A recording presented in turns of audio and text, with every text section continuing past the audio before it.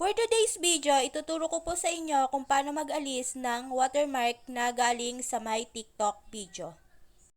Pero bago ang lahat, kung bago lang po kayo dito sa aming page, palike naman po at papollow na rin. Salamat!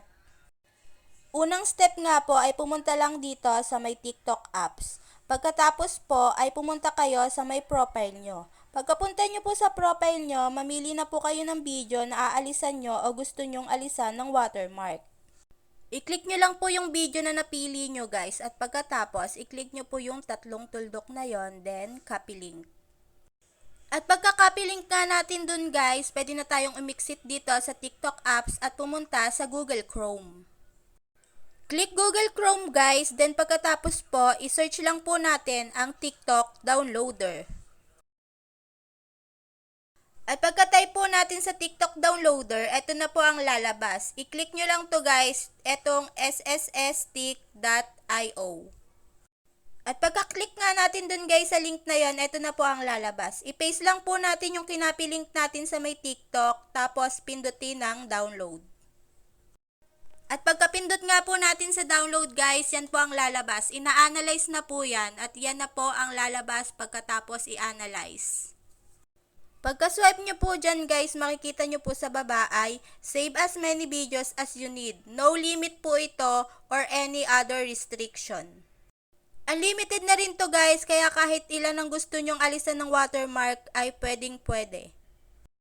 I-swipe na po natin pataas guys at i-click na po ang without watermark. Pagkatapos po guys may lalabas na mga ads, i-close lang po natin yan.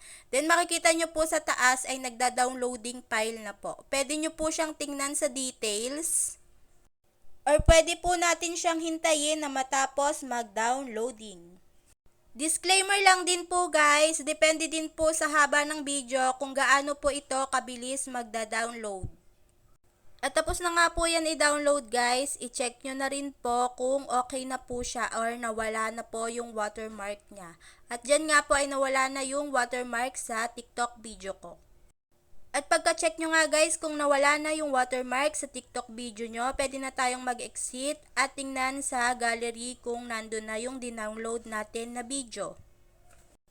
At kung nandun na guys, pwede nyo na tong i-upload sa mga reels nyo para maiwasan ng restriction dahil sa watermark. Take note guys, talagang nare-restrict at bawal kay reels ang merong watermark na galing sa ibang application. Kaya kailangan tanggalin nyo ito.